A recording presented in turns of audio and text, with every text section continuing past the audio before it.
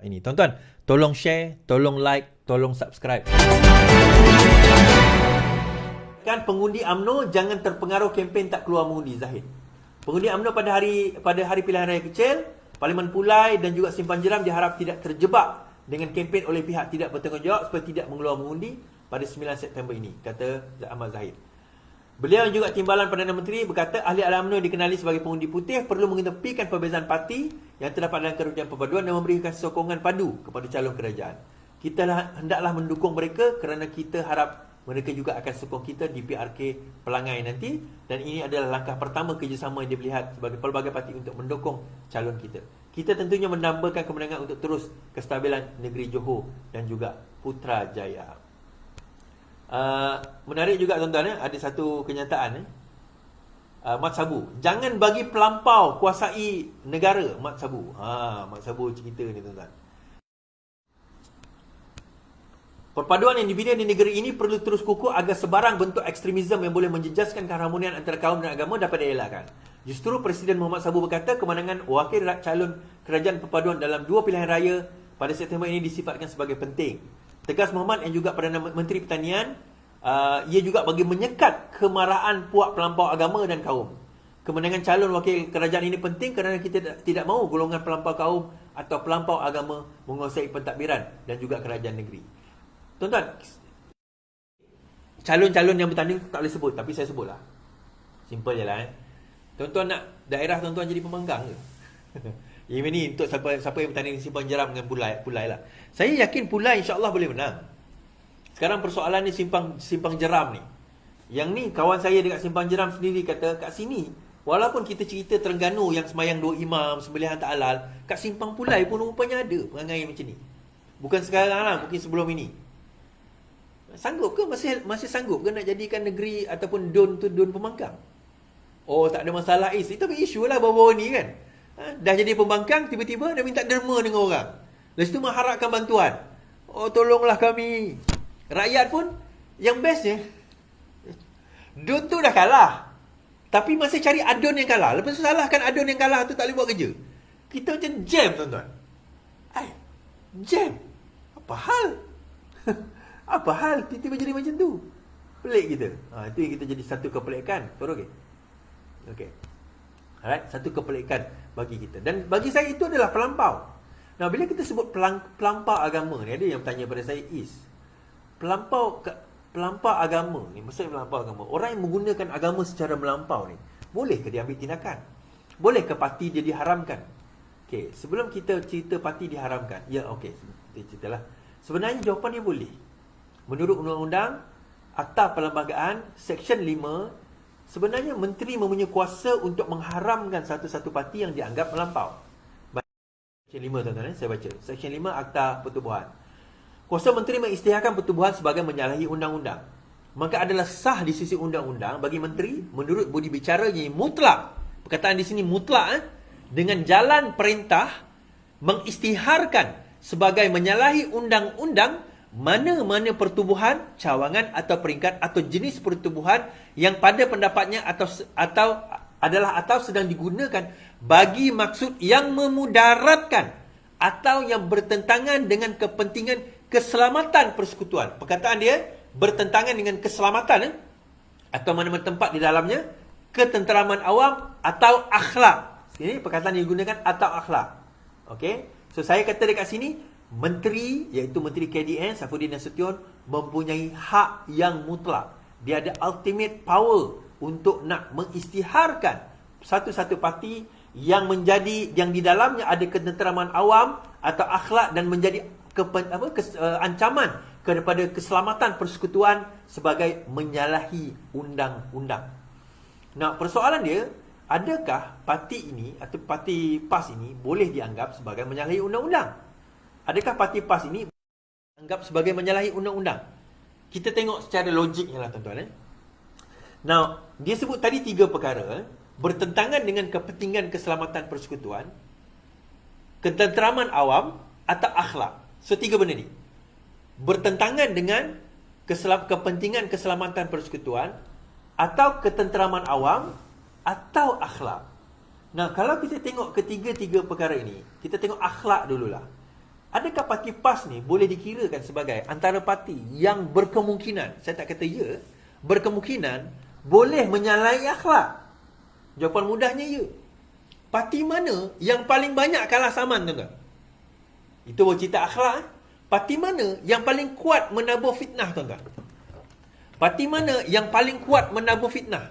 Parti mana yang paling kuat, orang kata apa, berbohong dengan pengundi dia? Sanggup dia bohong dengan pengundi dia demi kerana nak dapat undi. Sanggup. Akhlak, itu yang pertama. Mengancam keselamatan awam. Baik. MAIS ada mengeluarkan satu kenyataan. Okey. MAIS ada keluarkan satu kenyataan. Saya baca. Right. MAIS nafi Hadi sebagai pengikut ajaran sesat. Okey. Majlis Agama Islam Selangor menafikan kenyataan seorang pemilik akaun Facebook yang mendakwa agensi agama itu mengisytiharkan Presiden PAS Tan Sri Abdul Hadi sebagai ajaran sesat. Setiausaha Ahmad Syahir Makhtar berkata kenyataan dibuat naik pada 1 September itu mempunyai unsur fitnah dan seterusnya menjatuhkan imej MAIS.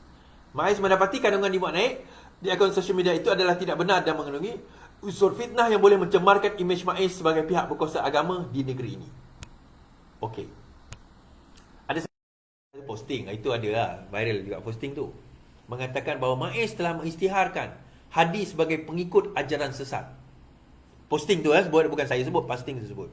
So MAIS mengeluarkan kenyataan, MAIS tidak pernah mengeluarkan sebarang kenyataan ataupun sebarang fatwa yang mengatakan Hadi itu adalah pengikut ajaran sesat. Now, bukanlah bermakna dekat situ bermakna Hadi itu bukan pengikut ajaran sesat. Tengok MAIS cakap. Tak, MAIS tak keluar kenyataan bahawa sah Hadi itu bukan pengikut ajaran sesat. Bukan. MAIS cuma menafikan ada mengeluarkan kenyataan. Tetapi MAIS tidak membuat kajian. Adakah Hadi itu pengikut ajaran sesat? Dia beza contoh Al-Arkam dulu kan. Abuya. Abuya dikatakan mengikut ajaran sesat. Dia ditangkap.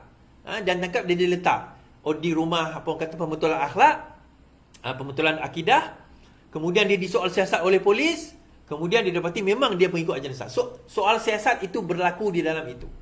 Tapi dalam kes Hadi ni tak ada soal siasat pun. Cuma menafikan satu dakwaan daripada posting di dalam Facebook. MAIS menafikan. Okey, fine, tak apa. Jadi jangan guna, ada sebab ada orang guna. Tengok, MAIS pun kata, PAS ini bukan ajaran sesat. Hadi itu bukan ajaran sesat. MAIS pun tidak mengeluarkan kenyataan bahawa Hadi itu bukan pengikut ajaran sesat. Itu yang kita kena faham. Dia cuma menafikan kenyataan posting Facebook itu yang mengatakan bahawa Hadi pengikut ajaran sesat. So, kena faham benda tu. Nah, soalan dia, adakah Hadi ini pengikut ajaran sesat? Tak. Itu kita kena letak tu dulu. Kita outlinekan base dia dulu. Hadi bukan pengikut ajaran sesat. Maksudnya Hadi ni bukanlah membawa ajaran sesat. Itu kita kena faham. Hadi ni bukan membawa ajaran. Ajaran dia ajaran Islam. Secara apa yang dia ajarkan itu ajaran Islam. Cuma interpretasi dia terhadap Islam dan politik dengan apa yang dibawakan itu membawa kepada polemik kesesatan. Satu pandangan yang sebenarnya bukan sesat, silap. Satu pandangan yang tidak benar tentang Islam dan politik yang sebenar. Yang ini saya akan buat video lain berkenaan dengan Islam dan politik yang sebenar.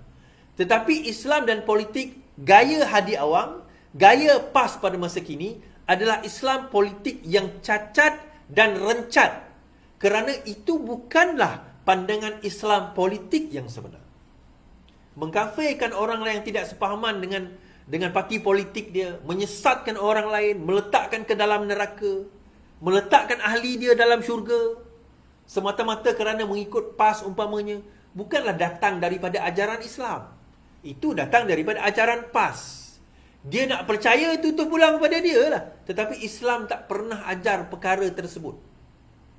Islam tak pernah ajar akhlak yang buruk kepada pengikut-pengikut dia. Seperti menghina orang lain. Seperti merendah-rendahkan orang lain. Pernah dalam satu hadis Rasulullah SAW, apabila ada seorang sahabat menghina sahabat yang lain, dia kata, celakalah. Hadis ni kata, celakalah kamu yang mengejek orang lain. Ini hadis Rasulullah SAW. Rasulullah melaknat orang yang mengejek orang lain. Tuan-tuan, teruskan ejekan itu, teruskan makian itu. Slow sangat korang buat kerja ni. Kerana apa? Saya tak boleh dapat gift, tapi saya boleh dapat pahala. Alhamdulillah. #VPN. Dan mereka inilah yang menjadi virus Perikatan Nasional. #VPN. Dan mereka inilah yang merosakkan negara. #VPN. Dan mereka inilah yang menutup negara sehingga aku terpaksa buat benda yang aku kena buat, yang aku tak boleh sebut kerana aku ada gag order juga. #VPN, tuan-tuan. Mereka inilah yang menyebabkan negara ini dikurung. Mereka inilah yang mengkafirkan. Mereka inilah yang mengatakan susuh galau sultan-sultan di Malaysia ini semuanya tak betul. Mereka inilah, tuan-tuan. Dan mereka inilah yang merosakkan pentadbiran dan perlembagaan negara kita. Kerana Hadi kata apa? Hadi kata nak menghapuskan pengampunan diraja. Royal Pardon tu nak dihapuskan. Mereka lah virus Perikatan Nasional. #VPN, tuan-tuan. Tolong tulis kat bawah #VPN. Terima kasih.